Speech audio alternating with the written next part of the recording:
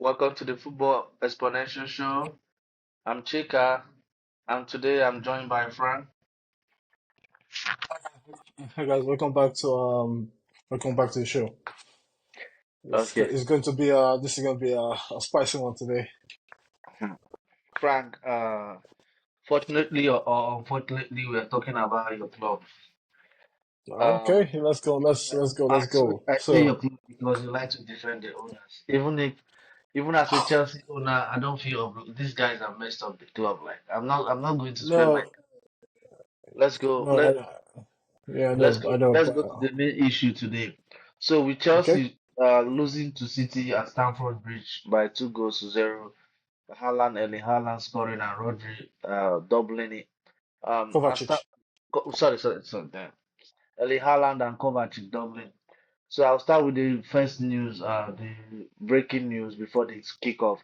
Raheem Sterling, having been signed from City for like I think it was 50 million pounds was dropped was not it's not even dropped. He wasn't on the team sheet. He wasn't in the whatever. He wasn't on the bench. He was just informed he wasn't going to play today. And then his agent came out to say that he wants some clarity as regards his future. How do you see that? Do you think First, it's I mean, normal? Do you think it's a big deal?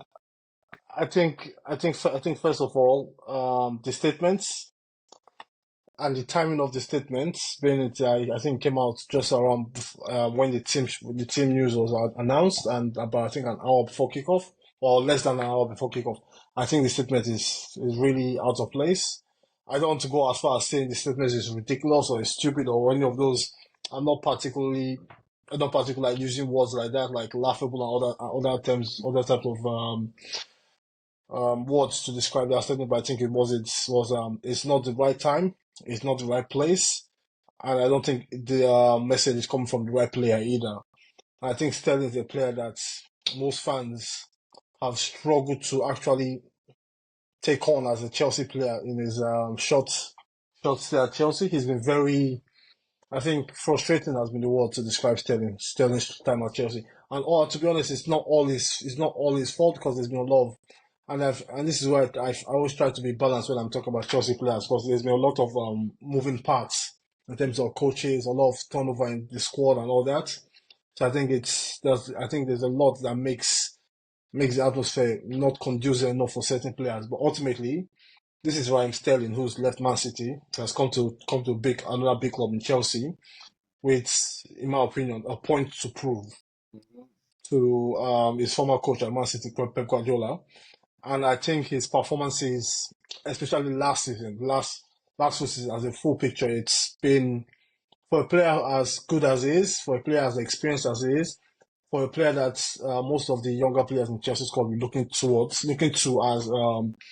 as the elder statesman in the squad to guide them. And I know he does a lot of tutelage and guiding of players off the pitch. And I think like community Copa, building. exactly. I think Kopama said like one. I even went back when they were City. Like Sterling was one of the players he got on well with off the pitch, and in terms of passing on knowledge was Sterling. But I think on the pitch, his performances have not been good enough. He's not proven himself on the pitch alone. He's not proven himself on the pitch with his performances, or even the inconsistency in terms of his performances from his part down to his decision making, his passing, his finishing. It's all been very, very poor for a player of his standing. Because let's not forget, this is a player that scored over 100 Premier League goals, about more than 50 assists in the Premier League. He's won the title several times. He's gone to several international tournaments with England. But for some reason, he's just, I think the whole package is just not there. Like you can't see it all upon all on the pitch. And I can always forgive a player for in terms of trying to make things happen, making mistakes. But I think what I found with Sterling last season, what frustrated me with Sterling last season, was his lack of intent to work hard off the ball. He Mm. was his defensive contribution in terms of pressing, covering his fullback, just generally being a team player was lacking. all throughout last season. Even there was like you remember there are certain times where or there are certain images you see on social media of Sterling or Sterling being through Yeah, and grow. but do you think he was right to leave him? Whatever is the reason why. It's a decision that the coach has made, and I think that's on the coach. The coach has to make a decision. It's not, and Okay, I also think it's, and I for one, regardless of whether I like the decision or not, this is not me liking the decision or not. It's a situation where the coach has made a decision, and for you and your team to then go on social media or post this social on whatever or comment about the whole situation on you put a statement out there. It's very you're not. I think you're missing the point of the whole thing. And I think that action, instead of be it from Sterling or from his camp, it shows exactly why he's not that's what in it's exact because it's something where okay you've not made much day one. Okay, that's fair enough. You okay, you have the discussion about closed doors. You keep things under wraps. But I don't know if it's a situation where okay, I'll give my opinion. I think my opinion is it's been discussed internally in the last week or two that Sterling, your role in this team is going to be diminished, Mhm. and going forward, it will be best for you to find opportunities elsewhere. And there was this rumored link to Juventus this past week and stuff like that. So I think this is he then ultimately finds himself out of the squad today. Then his camp puts out that statement to try and quench the fire. And I think there were two sentences that stuck out to me, and one of them was the one where they said he's well they made the points to state he's on Chelsea's contract for the next 3 years. And for me another one was where they say he expected to be in the team lineup or in the team or the bench or whatever. And that's the problem. I think it's you can't expect it. Is ultimately the coach makes that decision now. So, And I don't know if there's and I don't know if there's a relationship from Man City because we know like I think he was one of the coaches this season was one of the coaches at Man City this season Sterling left. So I don't know yeah. if there's something he knows there or something there, but I just think ultimately a coach has made his decision and I think that's all right. And I'll Okay. always okay, yeah. But I'll let you comment. for me, there's no big deal in it. I'm not, I'm not here going to waste my time talking about Sterling. Chelsea signed the wrong player. He was in decline when they signed him. He couldn't give them what they offered him, but he's under contract. And I've made it known several times here. I don't give a damn about the club. I don't give a damn about my player. Everybody has to do what is best for them. The player has to Yeah, make as facts. much money as he wants, and the club has to use the player as much as they want. So don't come crying, oh, it's not fair. Nothing is fair. Get the money, get the bag, secure the bag, and move. Sterling is paid. Okay, the owners have realized they overpaid him, so they are looking to shift He's the him. highest He, he's the highest paid player at yeah, Chelsea yeah, if he, yeah, he's the highest paid player at Chelsea. they are looking to shift him. He doesn't want to go and all this. So I'm disappointed he had to release that statement before the I game. He agree. should not have done it because your team is playing, you are going to make them lose focus or something like that. But at the same time, I understand the man. He's just trying to shake everybody and make sure but is it going to bring him back to the team? I don't know, but it's not something that anybody should sleep over. It's just a norm. Juventus have released Chiesa. Juventus have released their Chesney. Every club releases their players. Chelsea released Anelka at the point they made him to train with the reserves with Maluda and Alex. It's a norm. So that is football. Call it whatever it is. I like the honesty. So let's go to the next one. How do you see Talk the about the Chelsea game. game? Mm. So I think I think it was a good game. I think I think there were no surprises in the Chelsea lineup. I think it was very straightforward in terms of the selection. And I think let me see what I have on my notes. Okay, so I think during the game, or I think towards the somewhere some parts in the second half, I noted this Man City team we see right now is and this is why and this is on our prediction episode where we talk about who we expect to win and challenge for the title, and we all agreed Man City to win the league. I think we saw we saw majority of the reasons why we both believe Man City win the league, where they know how they know how to they can kill you in many ways. There were times where Chelsea were trying to get the game going, or just trying to build a bit of momentum. But Man City just okay, we keep the ball, let's control the ball, let's kill the momentum, kill everything to make slow the tempo down. Then we attack. I think the first 20, 25 minutes for Man City is some of the best football you will see this season. It's it's as good considering they're missing the likes of Foden, Kyle Walker, Stones, Rodri as well.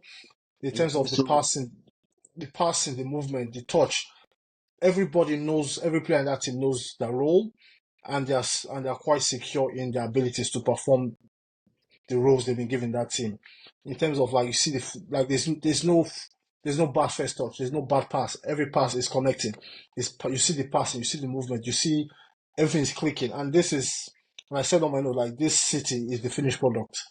This is years and years of coaching. This is years of getting the right pieces. Be it you bring in Akanji here, you bring in Stones, you bring in a player from the academy, Rico Lewis, you bring in Doku, you bring in the Brazilian winger they got, who I thought was fantastic before he went off at halftime. Savinho. Savinho. You bring in Elihana, you bring in pieces, and ultimately you move on pieces like Sterling, Stanley, who have also been successful at the club, but ultimately not part of their future going forward. Then you move then players like company retires, the receiver leaves the club, but you bring in other pieces, but ultimately what stands out in Man City is the coaching. And Yeah, to and that's a testament of stability, consistency, and good coaching. Where there are no they are so shortcuts. well coached that even the academy players know that the senior. It's it's So you know it's that it it's, goes it's up, it goes down. exactly. It's the It's same, almost it, same template. it's almost plug and play in a way where everybody knows what to do. There are very few times you see City player just confused or they can't find that pass. They can't find Mhm. a player making the run. The runs are constantly happening. And Haaland was constantly making runs in and out, in and out, in and out. Ultimately, most times he doesn't get the ball, but he's always making those runs. And by making runs, you make space for players in the pocket. You make space for De Bruyne and David Silva, Bernardo Silva, sorry, to get on the ball, turn, create, and make things happen. So I think City were very I think that's a shining light in terms of a football Yeah. team. That's a team that stands out above the rest in European football. You can say, okay, they don't win enough Champions League, but if you see that team, that's a team right there. And I think to the Chelsea point is, for me personally, Maresca has to screw up the bed so bad that Chelsea can even actually think of getting rid of him.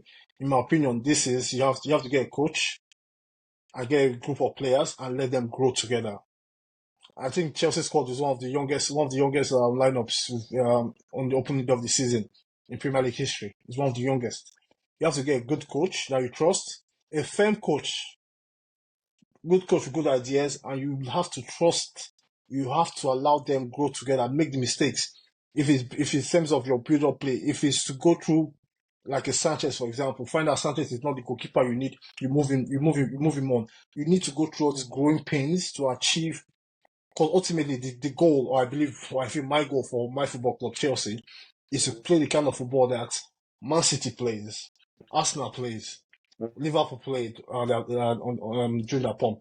And that type of football, it takes a lot of patience, it takes a lot of guts, and it takes a lot of good coaching and stability to achieve those things. I think that was one of my main takeaways. Well, and I think I'll let you come before I go into in depth about my points on like Yeah. tacticals, things I saw and things I didn't like. Okay, I'm not going to go too deep. This is it, basic. I'm going to go with City first. The first Yep, person I'm going to mention in City is people talk about, oh, Kovacic was so good. Kovacic, City can now play without Rodri. Kovacic ran at it was Caicedo. good, but he was good today. I, Kovacic wasn't the person I saw in that midfield. Oh, The Rico person Lewis. that Rico Lewis was the person that Yeah, Rico Lewis. I'm not Kovacic played gave me what I expect of him. Like there's But Rico nothing Lewis. Rico Yeah, Lewis' ability to run with the ball, hold on to the ball. Kovacic is not good on possession. He's good in transition, running with the ball. But not Rico was so good today. I didn't know if he was a right back or a central midfielder. exactly, He exactly. was Because very, he very he good. was I he was didn't know yeah. whether he was doing he did it No, so he very, did. very well. It's Akonji that Exactly. used to do that in some games, but Rico did very, very well. And to me, City are in good hands with the guy. I said it before. I underestimated him. I didn't know he was this good. That young man is. When I looked at Kyle Walker's age, 34 years, then he's going to step into his shoes, and he did very, very well. Then Kovacic was good. He was cool. The goal was good. Then this is where I come again. Say- I always say that I don't like it when people talk bad about Haaland. Don't say any bad thing about Saka. Don't say any bad thing about Haaland. Because now, why do I say about Haaland? When it comes to Haaland, they tell you, oh, he's not good enough. He's not technically. All he does is score goals. Did you see the goal he scored? That was I just think a that's very little chance. That was just if the Chelsea defense to me was so good today. yeah, another point I'll The talk about. Chelsea I saw in Yeah, preseason is different. The Chelsea team I saw in preseason I feel Chelsea was let down. The only one mistake the defense made was the goal. And I think it's Lemmy Cowell that missed that. He lost. But wow, and if Haaland punished them, and tomorrow you hear somebody telling me Haaland is not good enough. It's the best striker in the world. His job is to score goals. Then Savinho, he did well. He was so good that Doku had to leave his position to go to the other side and allow him to attack Kukurea because Kukurea was cooking Doku. That's it. Then for Chelsea, no, let me let you talk about Chelsea. okay. Okay, for Chelsea, these are my 3 points. Sometimes I think some players might not be really bad. It's the system that makes them that bad. Exactly. I think I know who Kukurea, you're talking about. Kukurea, the system has really made me to know that he's not a bad player. In fact, he's a very good player because he's a player that likes to be proactive. He wants before the ball comes in. There are so many Is it? balls Chelsea won today that they had no business winning. That Kukurea had to hustle and get it and Yeah, decide yeah, and do. So he yeah. was very, very solid today. Then the best player it's just that he's on the losing side and he didn't score a goal. At the time, Romeo Lavia was the best midfielder on the field. This is at his numbers: 39 passes, 38 success. He was successful with 38 passes out of 39. Three tackles, three interceptions, six times possession, one back, and one chance created. Lavia was all over the pitch because I saw him on this side. After some time, he was so good, I started asking, do you know, I asked myself, did he play with Caicedo? I'm not comparing the two. I don't like when people compare. But I'm saying that he was so domineering in the midfield, that he was dominating far. He was just so good. And that is, Yeah. it's not surprising that it's possible if he was on the field. City don't score the second goal. I don't know. Well, he was so good that people started complaining that Chelsea lost the momentum when he was brought out or something like that. So when he was sold out.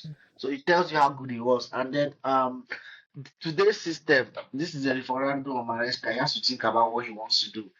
This system, I think, was tailored to suit Enzo, not Palmer, But because Palmer was not in this but do you game. think no? But do you think and I think I liked what Maresca did today because like we saw in preseason there was a lot of technical aspects of the shape in terms of moving players, moving Gusto, James into midfield, those kind of things. But today we didn't see any No, we didn't see inverted anything. from right back. Also play like right back. Yeah. So yeah, Gusto play like right back. I think Cucurella was coming in to join the other centre backs to form a three man back line. But I think it was very. It didn't. They didn't try and give City any sniffs because like No, we saw in the preseason game. Chelsea match City. This is 49% for the performance. I would have gone there, but let me go there now. I told you I'll find it difficult to knock my this season. I have nothing against the coach. Yeah. I'm even impressed that they played. This is a totally different Chelsea when you watch the preseason and watch them now. Did they get better in 1 week? I don't know. Maybe it was just No, that I they know, played.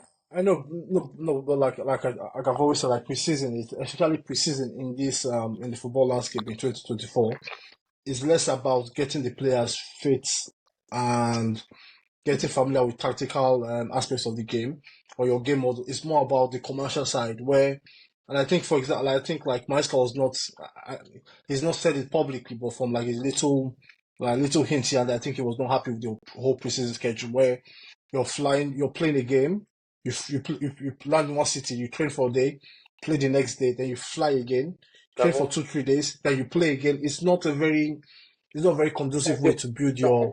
Just prepare for the next season. So I don't really put much effort, much notice in prison. But like, it's good. It's a good way to get an idea of what's going to happen. But I think when it comes to match day one, that's where you see. That's where I need to see what is happening on the pitch. But so I think let me Mm-hmm. so I think so some reasons. So I have and touch on a few players. So for Fana, this is for Fana's first start in 15 months. Mm-hmm. It was good. Uh, Cole, this is Cole's first Premier League start in 5 months, and this is Lavia's first Premier League start in 15 months. 15. Nkunku's first Premier League start in 6 months. Jackson and Cole Palmer only played No, 45 no, minutes of the whole preseason. So I don't think disrespect Colin Jackson. no, No, wait, no, no. no. Don't go through all these names. Jackson, to me, if you want, if you are doubting if Chelsea needs a striker, you just have to watch this game. And I don't believe No, in if you buy no, this player, you're not creating that club for that player. If he can't develop, but that's his business. The club has to no, have the best player at the time. Yeah, I'm listening. yeah, yeah. Jackson See, was abysmal to him for me in this game. I, I know I disagree, but I think and I think with Jackson, a lot of people. I know his job is as a striker to ultimately get the ball into the back of the net. But as you said, as you said, like a lot of fans said, oh, Chelsea lost momentum when Lavia went off. But also, when Jackson went off, we Mm, stopped getting that ball through the central places, creating chances. Because if you mm, remember, right before halftime, one of the best chances we created was from the Jackson taking the ball, spinning this Man City centre back, playing a mm. fantastic pass on Kunku. Coco, Kunku ultimately doesn't get a good finish. And I think Jackson, and I think maybe one of the changes I would have liked to see Maresca do during that first half, or that first 60 minutes was change the roles of Jackson and Nkunku, move Christopher Nkunku out from out wide into the central positions, get mm, Jackson on that left wing coming in, and I think today is Enzo. En- I think that first time Enzo could not leave. I think he used like he was growing frustrated. He was growing frustrated. His first touches in the arena around the box were not right. He was not really getting the right passing movement going. But a lot of people say, yeah, this is a £100 million center player. He shouldn't be playing that. But you know what? He's playing against Man City.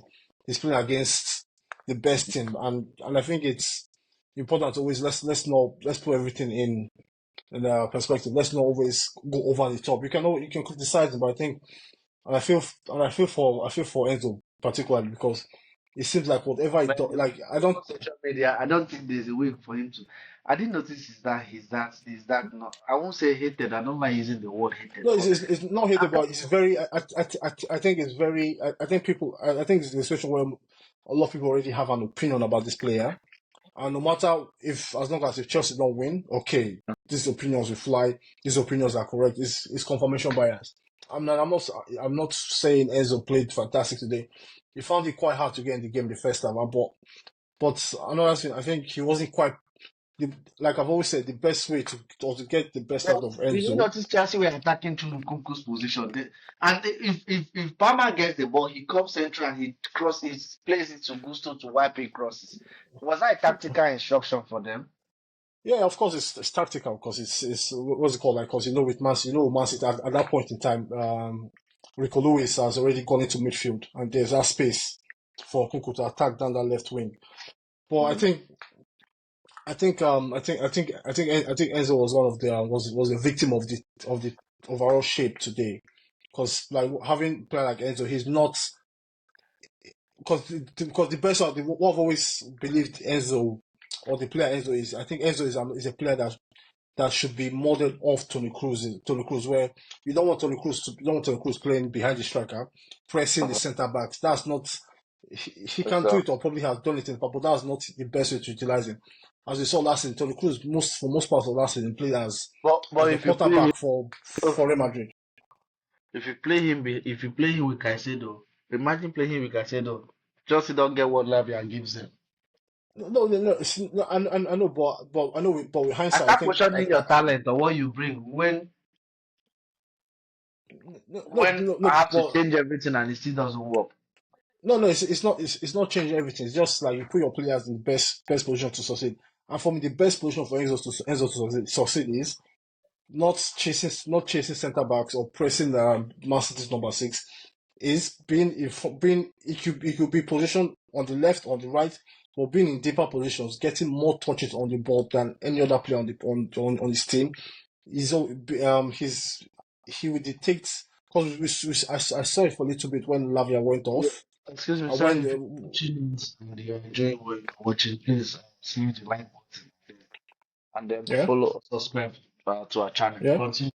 Mhm. So I saw a little bit of his control, his overall method of dictating the game. When Lavia went to deeper position, he tried to get something like this, like hit a lot of long balls trying to get the attack going. But I think his biggest weakness is he can't defend large spaces. He can't defend. He Is can't defend. and I So if think I play and Caicedo, I lose Lavia. If I play with Lavia, I lose no, Caicedo. It becomes a I know. problem. No, no, but I also think, like, with hindsight, I think the both team to have that Maresca should have done whatever attempted to do is, if like this is what you're trying to do, where you get one of those midfielders pressing with your strike along your striker, you switch it. Then you switch it to Caicedo. Let Caicedo do that pressing. Caicedo he has energy to burn for days. He's very good at nicking. He might give away a few bad fouls here and there, or ultimately get a yellow card or probably a red card. But he's a very. I rather have Caicedo going box to box, winning the ball back, than Enzo Fernandez, and I think it's as simple as that. But ultimately, and I think this is one thing I've loved about Maresca so far is, if it comes down to a decision, like, I think he's not one that's afraid to make a decision No, from no, what he's I've. not. He's not. He's not. I think ultimately, if it's a situation where you need to get another attacking player, and it has to be two of these three midfielders, I'm quite sure he's ready to drop one of them, be it Yeah. Enzo or be it Caicedo, and get another attacking player And on the pitch. But it's also, I like some of his substitutions. It's not fair to trace. I like that he took out Lavia, and Chelsea fans are complaining. Why did he? But this guy just came back from injury and he has yeah, 15. He has only played like how many minutes? So I'll take yeah, him off. I think you have to be careful with that one. I don't want So to. Yeah. and just one note, I'm not going to go in. On another day, I think Chelsea get a penalty. Anthony Taylor and Chelsea, if I speak. Anthony Taylor and Chelsea, if I speak. That's all I'll say on that. Do you know that I'm looking at here? When I mean, I don't know. This is it. Coming from someone who's so critical about Chelsea, I watched this for 30 minutes. I'm saying, I'm not, I'm not saying I'm not here to win. Yes, I want to win, but what I'm seeing with my eyes is much more important than the winning I'm doing because I can win one game and win. I was so impressed with what Maresca has But done in this. yeah, but winning Now, just before, and I think one point about winning that people always forget is, everybody wants to win. Okay, how do you go about winning? Is it hiring and firing managers season after season? Is it buying the best players available? Is it spending the most money? Because you see with Chelsea spending the most money. Is it buying younger players? Is it buying experienced players? I think ultimately all this, a little bit of this, a little bit of that adds up to a successful team. But I think this to get a successful team, mhm. and I think except one team, except Real Madrid, because Real Madrid are they're in a different stratosphere compared to other Yeah, teams, yeah, and they operate in a different then stratosphere. another But I level. think but I think to build a winning team, it takes a lot of patience. It takes a lot of it's good. There will be a lot of pain. There will be days like this where you see it, but it's not quite enough to get a result. There's some days where you won't see it. It will be terrible. You might get a result that day, a lucky result. There will come days where everything is just perfect. You Hmm. get a fantastic performance, fantastic result. But it's all this, I think, all these attributes where you have to be patient with certain players, let certain players build into the team. Like Lavia, let Lavia. This is Lavia's second Premier League game for Chelsea. Lavia has not They, played. Is and he like was signed. for The whole No, of last season, that's he had played only yeah, one game. That was as a substitute, right? And he was exactly. injured. So exactly, this is what's it called? This is Colwill and Fofana's first game as defensive as a defensive pair for Chelsea. Did Fofana come back last season? No, he didn't play. He didn't play a single Premier League minute last But season. funny enough, why are they blaming the keeper? What did it because of the second goal? Mm, I think in my opinion, I think the second goalkeeper should have saved it. But it's not really about the second one. I think it's the general sense of in terms of the way you're trying to play this high risk, high reward type of method where the keeper has to be your first playmaker, Yeah. building out of the back. Mm-hmm. I think Sanchez gives the opposition a little too much Mm-hmm. opportunities to get to sniff at chances. Yeah, I think there was one where like it was an easy pass. It was an easy pass to play to Gusto or Fofana on the wing. I can't quite remember. But Mm-hmm. and De Bruyne, you can literally see De Bruyne right there, but he passes it straight to De Bruyne. Like it's an easy pass to make. And I think this aspects where if ultimately where and like we've seen with Arsenal, we've seen with Man City in the past, and we've seen with Liverpool where Pep didn't start his external or he didn't build his Man City dynasty with Ederson. He started building with Claudio Exactly. Bravo, And then it didn't work out. Bravo. Then It didn't De work Bruyne. out. It ultimately moved him on, got Ederson, and we've seen Arsenal have gone through multiple goalkeepers now. They've gone through. There was Martinez, there was Leno for No, bits, there was Leno, Martinez, there was Martinez. Then they had Ramsdale. Ramsey. Then they have Ryan right now. Yeah, and ultimately they settled with Raya as the one to take the club going forward. And I think these are decisions you have to, or these are things that time has to show you who's good enough, and who's not good enough. And I think, and again with time, it's not because I for one, I don't, I know that a lot of people within football fan base that they will blindly support a player at No, at the detriment of their football club.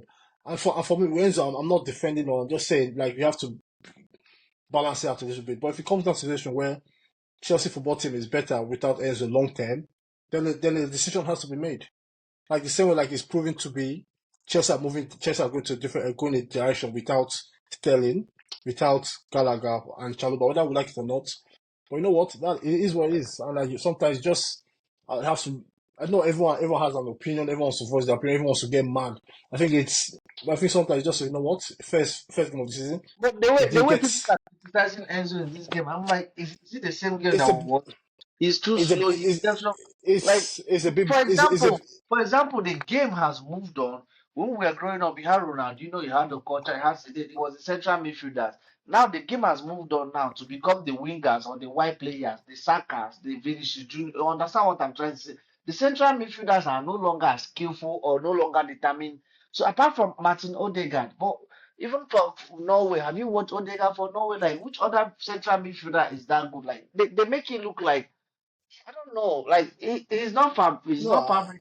It's not going to be Fabregas. But for what he brings, I didn't see this energy on Jorginho. I'm not comparing the two. But Jorginho was slow. Jorginho kept on just passing ball for the sake of the passing of the ball. He never the passing wasn't all that long enough. In his yeah prime, they I started think for Arsenal. So what's the I think with I I think with Enzo, I think ultimately what the thing that hurts him the most is the price tag around him. I think the Mhm. price tag around Enzo and association to the to Chelsea's turbulent nature in recent years has affected his or has affected the opinion of him in among certain fans of the game. Because also like I say like this is a player that's won like I think we spoke about it the other day. This is a player that's won the World Cup. Mm. He was just won the Copa America. Like I know he's winning it with Lionel Messi, Emi Martinez, Latando Martinez, and I get that he's not the star of the team, but he's in that team making the team But tick. He's contributing to get, and I think sometimes you just have to let it like he's still a player. He's still a player and he's still a player that's leading the league. He's found it quite tough in the Premier League because the Premier League is a tough league to make your way. But I think we have to there are certain players that have ultimately become one of the best in their positions in the Premier League that found it hard at first. Like Rodri, for example. Rodri didn't find it easy in the Premier League when he first came. It took him no, he didn't. a He year. didn't. It took about a year and a half to get to really get Yeah. going to become the player we see now. So I think Even the defender, the defender, something Stones from Everton. There was a time at Christmas they jumped in for a long time. No, yeah. it So takes time. I think it takes time, and I think um so I think on this listening to Maresca's post match interview. I think he made a point on saying that like the difference on today's game was inside the box. Nothing to, like you said earlier, Haaland goal. Yeah, one point. They had It wasn't really a chance, but he got Chelsea something and he made it a chance. Yeah, Chelsea had 1.73 XG. Manchester City had 0.82. Possession, Chelsea had 44. Manchester City had 51. Shots on target, Chelsea had 3. Manchester City 5. So it's not like they entirely dominated Chelsea. It was an Yeah. evenly contested. So I think So if I think I'm it's just I'm not panicking. and I think with in terms of the transfer, I know people like Chelsea another transfer, but I think this with the activity this weekend will probably push forward the Osimhen deal or the proposed Osimhen and Lukaku Yeah. because Uh, uh, I think Napoli got a bad result today as well. I think they lost 3-0 away. yeah. So I think me no Conte is going to have it's not going to be an easy morning tomorrow in that club. So Yeah. I think they're going to try and get that deal done quickly. But I also think it's a situation where you know what you spent you spent more than billion pounds on all these players. You can just come to like you know what Mhm. let's just spend more and get this striker in. Let's make sure we get everything ready, get all the tools. And I think just if it's Osimhen, okay. I know No. you have to. I know. I know the financials might be tight. You have to move certain players on, but I think if you get Osimhen in, the confidence is going to give the club, Get the fan base, the coach, and even his teammates. Just having a player, not a player of his caliber on the pitch alone. I have certain. mm-hmm. I'm not really a fan. I'm not going crazy about Austin, but I think it's a situation where, like you say, you win football games by what you do in both boxes. If you defend well and you take your chances, you win games ultimately. So I think Chelsea will actually. I I hope it gets done because I think we need a striker. Because I know a lot of people are convinced, but I'm still not convinced about that Spanish striker from Barcelona. I think the Really? striker still. It Yeah, might take because some time. Yeah. no, not necessarily, but I think the striker that just needs to like you keep in the shadows, you give a few minutes here and there, he plays, or you make him your cup striker or something like that before he plays a bunch of the cup games, builds his. He still has time on his side, so No, it's I think he has. I think like he's a very he has the tools to make something work. But I think he's a player that I think if Chelsea ultimately if Chelsea go into this season with him as the backup striker, that is worrying. I think that's something we should worry about. Um, yeah. Do you have any points you want to add on to this game? no, there's nothing else. Okay. Okay. Let me see. Okay. All I'm saying is don't panic. And after criticizing all this, I can still tell you what people don't know is that Chelsea has the potential of finishing in top four. Like Despite this, when we this, this yeah despite this, because they have the the substitutions, Badishil for this guy, Tosin for Fana, Rich James for um the French guy Malo Gusto. So they have the players. Imagine if Chelsea converted two of their chances against it. It would have been a totally different thing. And then Nkunku wasn't good.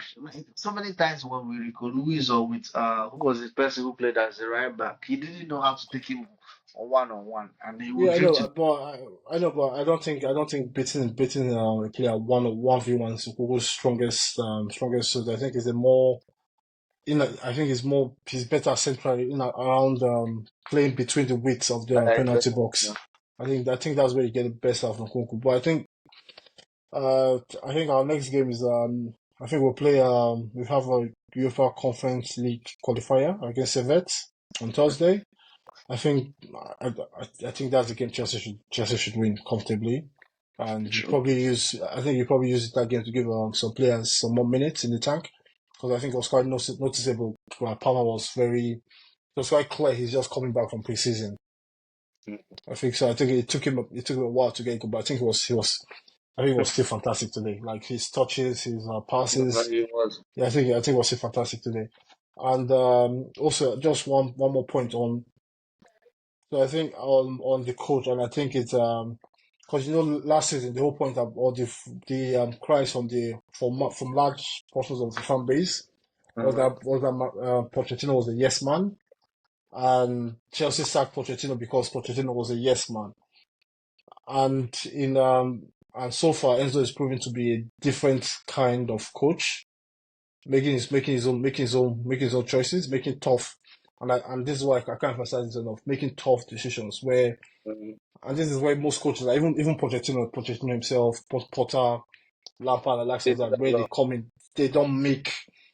You try and please everyone. I know you see it's football where you can criticize the way they've gone about it, like in terms of the way they've treated the likes of Gallagher, Chaloba, and all that. But I think it's I think we let's not forget the nature of the game where it's very even from youth football from the age of 8 till about 12 where you have kids getting cut from academies, Mhm. getting sent away, getting turned down, getting rejected. It's a very cutthroat business. It's a very tough space to It's very navigate tough in. And I think we all hope for outcome.